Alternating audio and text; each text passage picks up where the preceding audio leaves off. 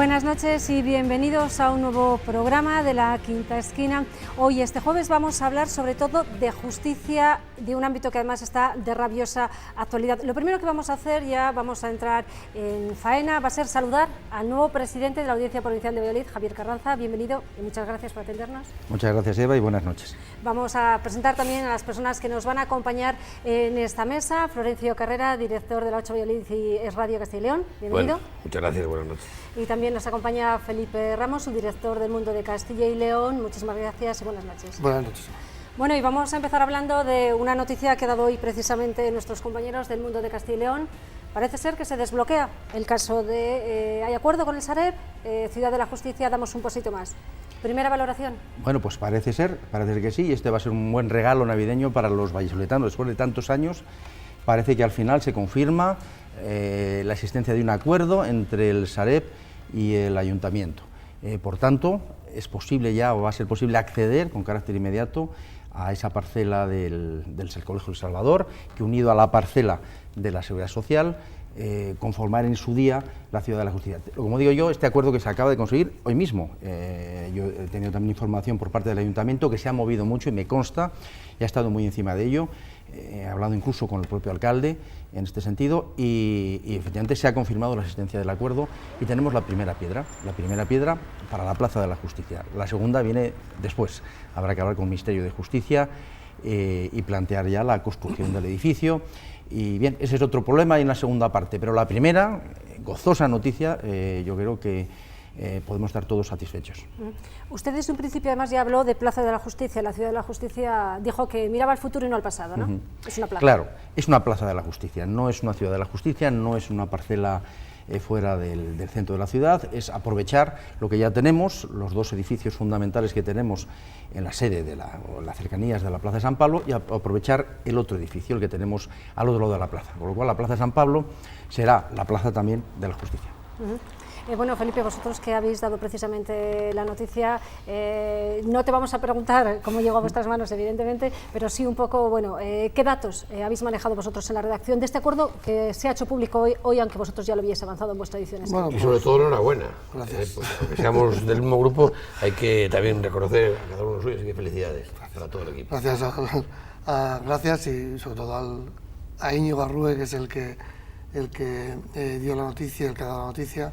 Hombre, evidentemente la subasta estaba ahí y era un poco estar encima de ello para saber qué había pasado, porque una vez producida la subasta, todo apuntaba que el acuerdo iba a ser inminente. De hecho, desde el propio Ayuntamiento, incluso Óscar Puente, la semana pasada ya avanzó que el acuerdo era inminente. Pero ya más allá de eso, que eso está ahí, queda ahí, a mí me gustaría, intuyo de sus palabras que usted está plenamente satisfecho con la ubicación de la Ciudad de Justicia en el centro, que siempre es lo que ha defendido Óscar Puente, por lo que ha peleado Óscar Puente y por lo que ha peleado este equipo de gobierno, y no en Girón, donde en un primer momento se había planteado. Yo estoy satisfecho por tener una Ciudad de la Justicia o una Plaza de la Justicia, da igual, algo para la justicia. Bueno. Eso es lo más importante. Que esté ubicado en un sitio o en otro era un aspecto más accesorio. Desde el punto de vista utilitario o funcional, evidentemente es más fácil tal vez tener una Plaza de la Justicia que una Ciudad de la Justicia donde había que andar construyendo ex novo en una parcela nueva. Aquí se tratará de afrontar lo que ya solamente una de las parcelas, manteniendo lo que ya tenemos. Pero lo importante es poder por fin reunificar todos los órganos judiciales en un entorno muy cercano para evitar el peregrinaje tanto de los justiciables como de los profesionales. El hecho de que sea en un sitio o en otro es secundario. Habrá compañeros, habrá profesionales que les interesaba más, por razones incluso geográficas, aquella zona o más en esta zona. Hombre, la ventaja de estar en el centro siempre es evidente, ¿no? También la posibilidad de estar equidistante en cuanto a distancias respecto de los usuarios, pues siempre es más fácil, probablemente haya mejor comunicación. Pero bien, aquello también se podía haber conseguido en aquel momento, no salió, y lo que hay que hacer es mirar al futuro. Y el futuro es esto, y es lo que tenemos. Yo quería hacerle dos preguntas muy rápidas. Una, ¿cuenta Valladolid con un suficiente número de órganos judiciales para que la lentitud de la justicia, de la que también se habla mucho, no afecte a la calidad de la justicia que se imparte? Esa es la primera. Y la segunda, si la ubicación de los edificios, con esta noticia, con esta exclusiva que levanta hoy en el periódico El Mundo, nuestros compañeros del Mundo, si esto también puede ayudar un poquito a facilitar que esa lentitud sea menos lenta. En cuanto a lo primero, Yo siempre resalto un dato, predicable en todo el territorio nacional. El número de jueces por habitantes en España es de 10,8, quiero recordar, por cada 100.000 habitantes. La media de jueces en Europa es de 20,21 por cada 100.000 habitantes. ¿Tenemos pocos jueces? Yo creo que sí, hay pocos jueces. ¿Y tenemos un país en el que hay gran cantidad de reclamaciones, de demandas, de denuncias? También, porque tenemos proporcionalmente mayor número de asuntos y de reclamaciones en otros países europeos, incluso de mayor población. Por tanto, el sistema siempre es perfectible y claro que hacen falta más jueces y más funcionarios, más letrados de la Administración de Justicia y más medios. La unificación, en cuanto a la segunda pregunta, la unificación de sedes pues va a facilitar cosas, como por ejemplo facilitar la implantación de la futura oficina judicial, que no se puede hacer teniendo 9 sedes o 8 o 9 sedes como tenemos ahora. Y eso tiene que redundar, aunque sea a medio plazo, en una mayor eficacia en la Administración de Justicia. Y evidentemente, en cuanto a gestión de edificios, gestión de medios, gestión de personal, es siempre mucho más fácil si lo tenemos concentrado en 3 edificios cercanos que si tenemos 8 o 9. Hay que reproducir seguridad, gastos, las propias reuniones jurisdiccionales no se pueden hacer porque cada uno está en un edificio, y todos son ventajas a la hora de centralizarlo en el mismo edificio. Y ha habido una tendencia nacional también, las ciudades de la justicia, las plazas de la justicia se han ido generalizando, salvo alguna excepción como Madrid, ¿verdad?, que no se ha conseguido, intentando centralizar todos los servicios en un solo edificio o por lo menos en edificios muy próximos. Entendemos que los juzgados del Rosarillo no sé si se trasladarán al nuevo edificio, el juzgado de menores que está en la zona de la estación de autobuses se trasladará también a esta zona. Me imagino que todo será en esta zona, manteniendo la audiencia y la sede de los juzgados, evidentemente. Sí, claro. O sea, la idea es trasladar todos esos otros edificios desperdigados por la ciudad que tienen otros servicios. También el Instituto de Medicina Legal también está en este momento, me parece que en la calle de Doctor Cazalla. Todo eso podría venir a las sedes, a las 3 sedes que en este momento dispondríamos en Valladolid. Bien, todo esto es un futurible, insisto, tiene que haber un gobierno, tiene que haber un Ministerio de Justicia que autorice la construcción del edificio y que sobre todo haga la dotación presupuestaria correspondiente. Pero claro, sin este paso esencial no podíamos hacer nada. Bueno, parece que tampoco puede haber mucha excusa por parte del Ministerio de Justicia, sea quien sea y venga quien venga, porque esto ya estaba en marcha, independientemente de que faltaba el paso este que era esencial. Más allá de eso, a mí me gustaría preguntarle también, hablaba usted y mencionaba usted ahora la oficina judicial, que es esencial tener esta plaza de la justicia, llamarla como usted quiera. ¿No le da un poquito de vértigo la implantación de la oficina judicial después de experiencias piloto como la de Burgos y la de León, donde todavía hoy están sufriendo, pues digamos, problemas importantes con esa implantación porque quizás se hizo demasiado precipitada? Pues si le digo la verdad, siempre da un poco de vértigo, sí. Valladolid probablemente por su mayor tamaño y por esta dispersión probablemente sea de las últimas ciudades a las que llegará la oficina judicial, pero la oficina judicial se viene contemplando como algo inexorable, insoslayable. Y además por gobiernos de uno y otro tipo. Esto viene de un proyecto tanto del Partido Popular como después del Partido Socialista y ha continuado. Y por tanto hay que partir de ello. Y partiendo de ello, lo mejor es estar preparado y estar presente desde el primer momento en esa instauración y aprender de los errores que se hayan cometido en las anteriores experiencias piloto. Por eso se llama experiencias piloto, para aprender de los errores. Esperemos que cuando llegue el turno de Valladolid, pues la cosa esté bien engrasada, que funcione bien y que podamos adaptarnos a las peculiaridades de Valladolid sin mayores trastornos. Hablaba antes, Florencio, le preguntaba por, digamos, decía usted que se editan más jueces, pero más allá de que se editen más jueces, ¿cuáles son las necesidades perentorias que necesita Valladolid? En órganos judiciales, en jueces, acaba de hacerse un refuerzo en los casos de la Perla Negra y la trama eólica, que no sé si va a servir para impulsarlos o no. En este momento estamos esperando las estadísticas que terminan ahora del año, con lo cual tendremos ya datos más fidedignos para saber cómo están las necesidades. Pero en principio es necesario un juzgado de familia. El juzgado de familia, los 3 juzgados de familia vienen siendo reforzados desde hace ya meses por un juez, en este caso una juez de lo contencioso administrativo con relevación de funciones, y esta prórroga se ha acordado continuarla por otros 6 meses por lo menos. Necesitamos, por tanto, un 4º juzgado de familia. Ha venido recientemente el juzgado de lo social, el 5º juzgado de lo social. Bien, y está ahí también en la previsión, pues probablemente algún juzgado de instrucción más. Veremos a final de año el resumen estadístico y en función de eso se harán las peticiones. Pero vamos, las necesidades básicas en este momento, así a bote pronto y desde el punto de vista de un presidente que lleva 2 meses y medio, todavía no ha cogido bien los datos en concreto y no conozco los datos en concreto, serían más o menos estas necesidades las perentorias. Pero Valladolid sigue creciendo y sigue creciendo en asuntos y en dinamismo y se van planteando cuestiones y tenemos en este momento nada menos que 4 juzgados de cláusulas suelo funcionando a pleno rendimiento y son otros 3 refuerzos que han venido a reforzar al juzgado especializado en la materia, que es el juzgado número 4 de primera instancia. Con lo cual, necesidades coyunturales también puede haber, y necesidades de refuerzos. Efectivamente, para el caso de las eólicas y para el caso del asunto funeraria, tenemos también refuerzos prorrogados por otros 6 meses. Necesidades siempre hay, no es por pedir, es porque realmente es necesario. La instrucción se habla, creo que sería el 7º juzgado, que sería necesario. Ha habido recientemente la sentencia de la alteración del Plan General de Ordenación Urbana.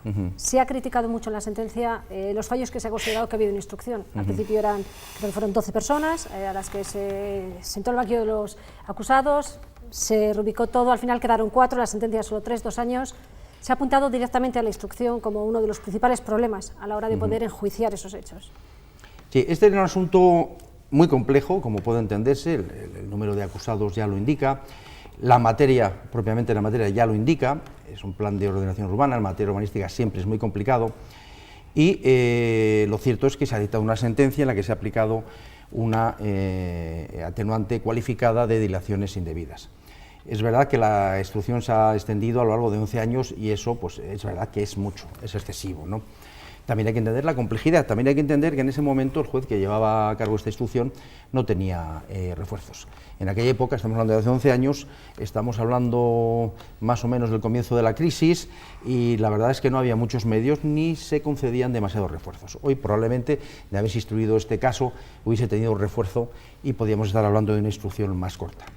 Bien, esas son las cosas, así han ocurrido y se ha reaccionado en justicia también, aplicando una excepción correspondiente, contemplada en la sentencia y que está recogida también en la propia jurisprudencia del Tribunal Supremo.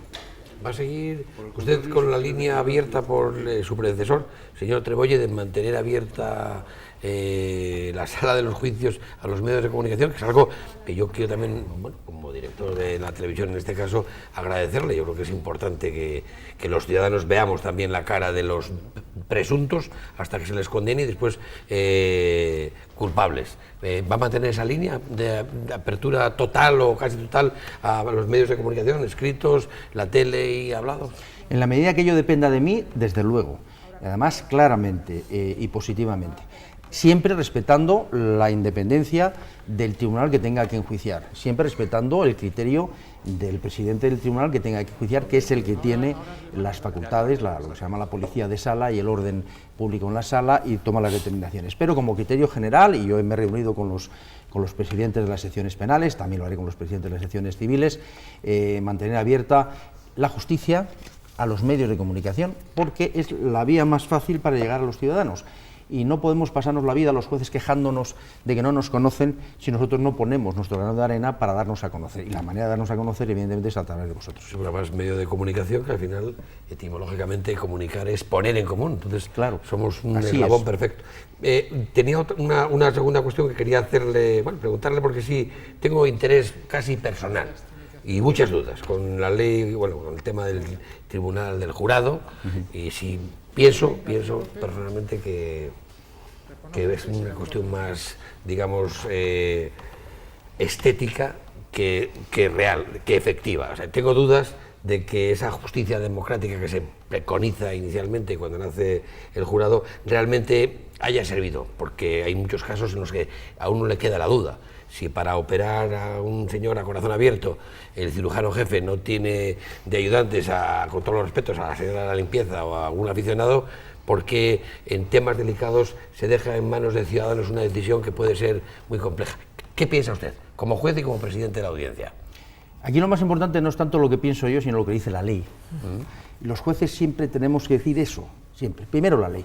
La ley tiene establecido el jurado y luego viene la opinión, ¿no? Bien, la opinión es que son sistemas, y es una vieja discusión la que usted plantea, y sobre la que se ha discutido muy arduamente. Y el argumento, uno de los argumentos principales en contra del jurado, es esa falta de profesionalidad, ¿no? Pero bueno, también tenemos países de nuestro entorno, bien es verdad que de la cultura anglosajona, donde los tribunales de jurado han funcionado perfectamente y nadie se cuestiona la legitimidad ni la eficacia de esos jurados. Yo creo que, tal y como está configurada hoy la ley de jurado, yo no soy penalista, debo advertirlo, bueno, pero puedo pronunciarme sobre ello con carácter general. Yo creo que sí está bien pensado para los delitos a los que se aplica. No se aplica a delitos especialmente técnicos, no se aplica a delitos para los que sea necesario una especial finura jurídica, sino para delitos sobre los que yo creo que cualquiera se puede pronunciar. Es decir, delitos sobre la vida, delitos cometidos por funcionarios públicos, pues bueno, cualquiera puede pronunciarse, bien asesorados, bajo la dirección de un buen presidente de jurado. Yo creo que es un sistema válido. En cualquier caso, está en la ley, está en la Constitución, y entonces pues plantearnos futuribles yo creo que tampoco tiene mucho sentido. ¿Le gusta el jurado? A mí no me disgusta la ley del jurado, no me disgusta. No me disgusta la posibilidad de que los ciudadanos intervengan en justicia, por lo menos en esos casos. No sé si en todos, seguramente habría que quitar alguno, pero en esos casos radicales, ¿por qué no? ¿Por qué no dar la oportunidad a los ciudadanos? La justicia emana del pueblo y se administra en nombre del rey por jueces y tribunales independientes sometidos exclusivamente al imperio de la ley. Por tanto, en nombre del pueblo. ¿Por qué no dar posibilidad al pueblo, también a los ciudadanos, en esas situaciones a pronunciarse?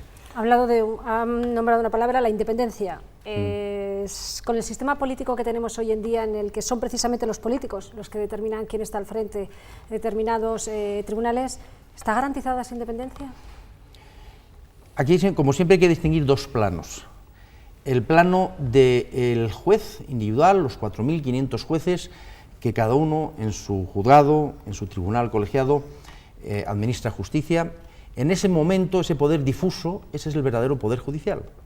Ese es el poder judicial del que habla la Constitución. La Constitución no habla de poder judicial cuando se refiere al Consejo General del Poder Judicial. Habla de poder judicial como un poder difuso repartido entre todos y cada uno de los jueces, que cuando dictan sentencia, solos, consigo mismos, y bajo el imperio de la ley, dictan sentencia. Esa es la verdadera independencia judicial.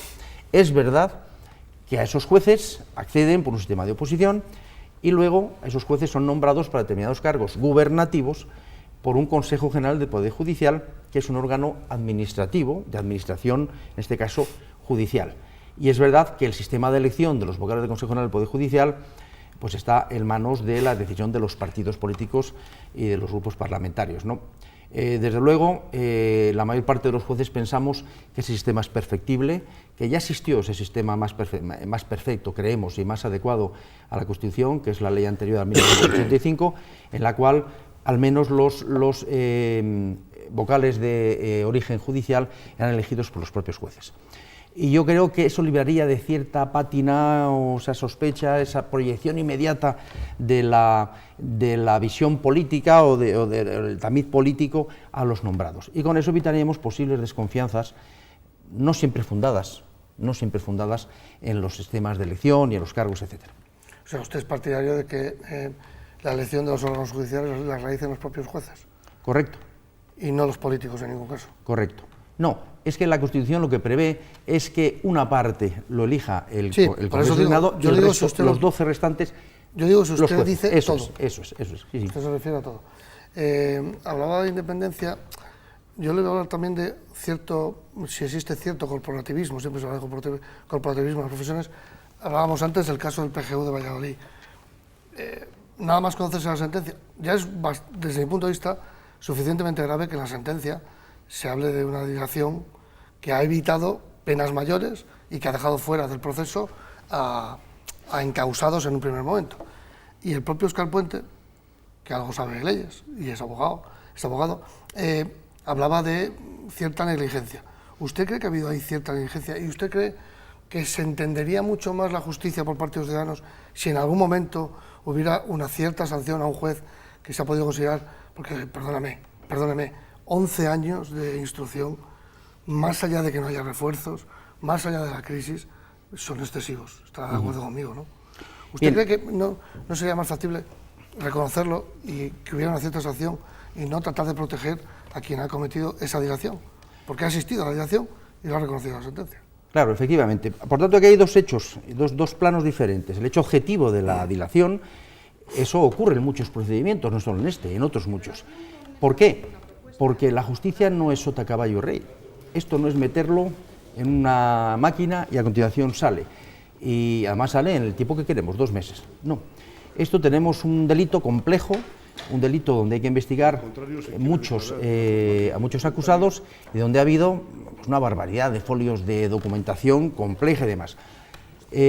Claro, cuando el presidente de una audiencia habla de estos asuntos, parece que introduce un cierto elemento de corporativismo. Bien, yo también cuento la realidad de las cosas. La realidad de las cosas es que los juzgados muchas veces carecen también de apoyo, el apoyo pericial correspondiente que pueda bucear en toda esa ingente documentación. A veces carece de los apoyos periciales urbanísticos de otro tipo que puedan desbrozar la cuestión. Eso por un lado.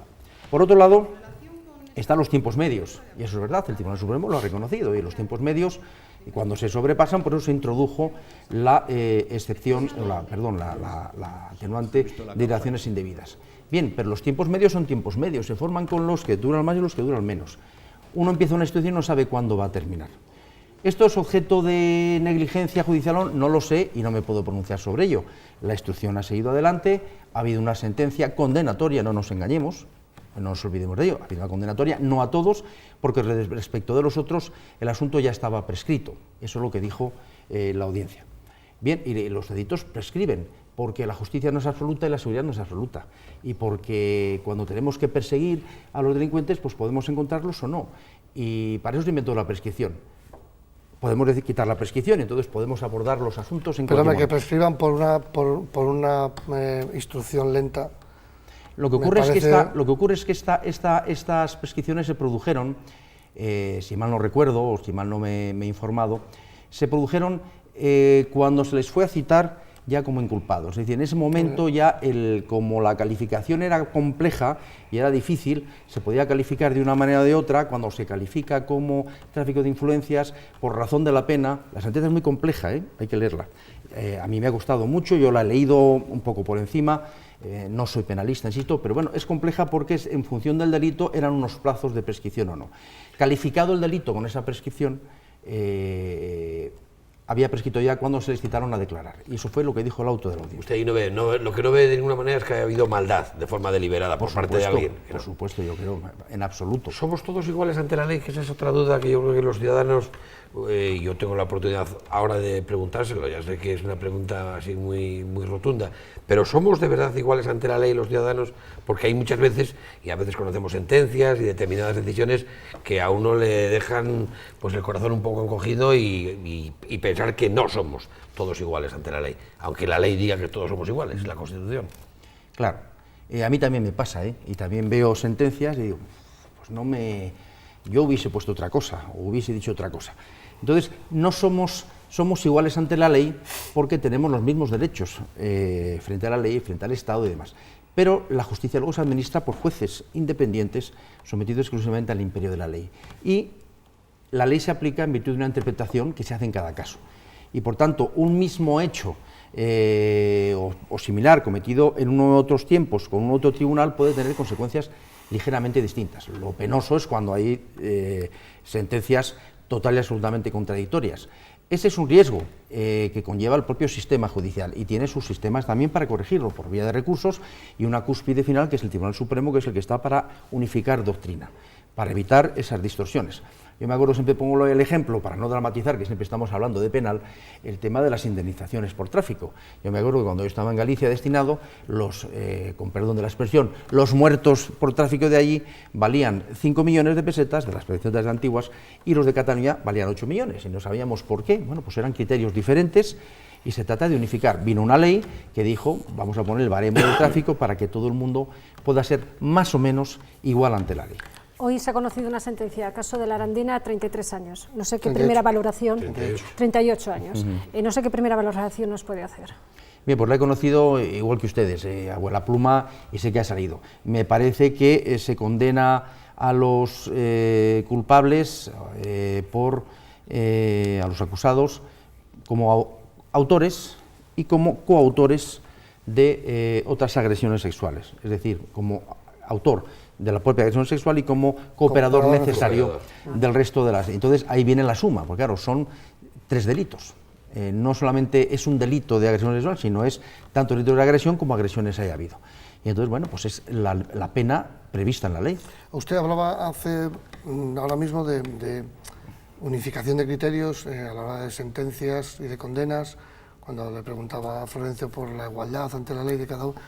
¿Usted cree que en este caso ha influido el caso de la manada de Pamplona con ese criterio que fijó el Tribunal Supremo de agresión sexual, sin ninguna duda, y no de la primera sentencia? No conozco a fondo la sentencia, pero con carácter general sí puedo decir que el Tribunal Supremo, cuando se pronuncia, es para algo, claro, para que unificar doctrina. Y evidentemente, si en un momento determinado el Tribunal Supremo perfila el delito de agresión sexual, como lo hizo, por ejemplo, en el tema de la manada, es obvio que ese perfil jurisprudencial del delito, supliendo muchas veces deficiencias legales, que están en la redacción de la ley, no está bien descrito. Eso debe ser utilizado, por supuesto, por los tribunales ordinarios, que tienen que seguir la jurisprudencia del Supremo. En este caso no sé si ha sido así, pero vamos, la horquilla de penas está dentro de la gravedad de las penas de un delito grave como es la agresión sexual. En su toma de posesión usted habló de unos retos y uno de ellos era la mediación. Es mejor un mal acuerdo que un buen juicio, y cada vez que asistimos a juicios cada vez se dan más las conformidades. ¿Esto permitirá una justicia también más ágil? Espero que sí. No tenemos, hay que reconocerlo, ni en España en general ni en Valladolid en particular, un especial espíritu positivo y proactivo frente a la mediación. Tenemos que cambiarlo. Yo creo que la mediación está funcionando bien en algunos países europeos y, como yo dije en aquel discurso, los asuntos no dependen de los jueces, dependen del país en el que vives y de la litigiosidad del país en el que vives. Luego, lo que sí podemos hacer, no podemos reducirlo a lo mejor los asuntos, pero sí desviar algunos de la jurisdicción. Y una de las vías puede ser la mediación. Y hay que apostar por la mediación, claro que sí. Es mejor, 1000 veces mejor siempre, un mal acuerdo que una buena sentencia. La sentencia va a entrar como elefante en cacharrería, va a entrar directamente en la persona, en el patrimonio, en la libertad de una persona. Si tú lo puedes controlar, eso lo puedes controlar llegando a un acuerdo con la otra parte, incluso también en penal, claro que sí, pues ¿por qué no hacerlo? Y el expediente digital, también apostó usted por el expediente digital, que desaparezca el papel, aunque esto tiene también sus problemas, que luego cuando hay que ir a un punto, usted va al folio 2000, 3000, el que sea, pero en un soporte digital es más difícil de encontrar determinadas cosas. Así es. Eso, lo que ocurre es que esto se puede corregir. El expediente digital también es, como la oficina judicial, es insoslayable. No podemos, que estamos reclamando una justicia del siglo XXI, no podemos quedarnos en los medios del siglo XIX, y hay que apostar decididamente por los medios del siglo XXI, pero que nos los den bien. El problema es que el sistema tiene sus fallos, el sistema digital de justicia tiene sus fallos. Ese es uno de los que yo puse porque es muy elemental. En este asunto, 30.000 folios. Tengo que ir al folio 22.500. ¿Y cómo lo busco? Si no tengo un enlace que pinchando me lleve a ese documento, va a ser muy difícil. Entonces, esas pequeñas cosas, esos flecos que están ahí colgando, tienen que solucionarse, y ello determinará pues el pase definitivo de la justicia, por lo menos en el tema de la tramitación, a través del expediente digital, a una justicia del siglo XXI. Señor Carranza, ¿ser juez es rentable? Porque algunos veteranos de los tribunales, a distender un poco la charla, como usted, estoy seguro que podrían incluso ganar bastante más en un bufete de abogados, porque son brillantes profesionales, que siendo jueces. O eso va en el ADN y, bueno, tiene una vocación ahí que le ha llevado, en su caso concreto, le ha llevado a dictar justicia. Yo creo que la función de juez, el trabajo de juez, es uno de los vocacionales que existen. Hay otros, bueno, pues el de juez también. Evidentemente uno cuando opta, no todos valen para ir a un despacho, donde hay que estar en primera línea, abordando muchos problemas. Aquí no quiero quitar mérito a nadie, pero estar en un despacho privado también tiene lo suyo. Pero bueno, cada cual opta por aquello que mejor le va. Y el componente de ser juez, aparte de un elemento romántico, es decir, cuando a un estudiante de Derecho le preguntas, ¿tú qué quieres ser? Entonces yo creo que la mayoría dice, quiero ser juez, fiscal o abogado. Lo ve en las películas, ve los juicios, la justicia viva. Poca gente dirá, pues quiero ser inspector de aduanas, con mi respeto a los inspectores de aduanas, probablemente con grave error, en algún caso, ¿no? Pero el elemento vocacional existe, claro que sí. Bueno, nosotros ganamos lo que ganamos, siempre consideramos que es poco, claro que sí, es verdad que la verdad es que tenemos una enorme responsabilidad, y puedo dar fe, con dilaciones, incluso con dilaciones, que trabajamos siempre con sobrecarga. Yo no lo he puesto en duda, que trabaja. Claro, y usted no se ha arrepentido nunca de haber elegido esta profesión. Nunca, algunas veces me arrepiento en algún momento, pero al segundo siguiente me vuelvo a arrepentir de lo mismo y vuelvo a la posición, claro que sí. Oiga, a mí me gustaría hacer una pregunta, aunque creo que estamos fuera. ¿Le iría mejor a Castilla y León con las transferencias de justicia aquí en la comunidad? Yo no tengo una opinión muy fundada sobre eso, así que solo puedo hacer una intuición. Sospecho que no. ¿Usted es partidario de que se quede como está? Estoy partidario de quedarnos como estamos. ¿Por qué? Sospecho. Porque si la comunidad no ha tomado la iniciativa para pedirlo, no vamos a ser bien recibidos, entiéndase la palabra, bien recibidos. Es decir, no es algo que se desee. Y si hay algo que no se desea especialmente, probablemente no se reciba de manera entusiasta y nos ayude en la medida que necesitamos. Por eso, mejor quedarnos como estamos, dependiendo del Ministerio de Justicia, y no introducir cambios que a lo mejor no sabemos dónde nos van a llevar. Una última pregunta por mi parte. Hay muchos casos pendientes, Perla Negra, Tramaulicas, caso de la funeraria. ¿Está previsto, no sé si un periodo corto, más o menos de tiempo, para que se pueda fijar ya y se avance en estos casos? Bien, sé más o menos la fase en la que está cada uno está en una fase diferente, algunos están a punto de llegar ya a la audiencia provincial, porque ha habido ya autos de procedimiento abreviado, recursos de auto de procedimiento abreviado, pero todavía no puedo fijar plazos. Lo que sí haremos es, en la medida que pueda depender de la presidencia, de la audiencia provincial, poner todos los medios para que esos asuntos, en cuanto lleguen, puedan salir lo antes posible, porque sabemos que son casos importantes y son casos que tienen que ser resueltos, claro que sí. Bueno, pues ya vamos a terminar, se nos ha terminado el tiempo. Javier Carranza, presidente de la audiencia, gracias por habernos acompañado, gracias a Florencio, gracias a Felipe por estar una noche más con nosotros. No, y yo quiero decir para terminar que, bueno, no nos conocemos mucho, porque a veces nuestro trabajo pues, nos permite conocer personas de todo tipo y condición, pero haber conocido al señor Trebolle, un poco en la distancia corta, y ahora usted, el ver que son gente de carne y hueso, que cuando se ponen la toga impresiona, porque cuando uno pasa por allí, pues se pasa mal, ¿no? Aunque vayas a declarar como testigo. Ver personas que son de carne y hueso, que responden a todo, que viene además sin papeles y que además mantiene el criterio de que los juicios, cuanto más públicos mejor, como medio de comunicación, y yo personalmente quiero decírselo, a mí me agrada muchísimo, así que suerte, porque será suerte la suya, será también para todos. Muchas gracias. Muchas gracias. Bueno, pues gracias a todos y a ustedes, espectadores, les esperamos en una nueva edición la próxima semana con La Quinta Esquina.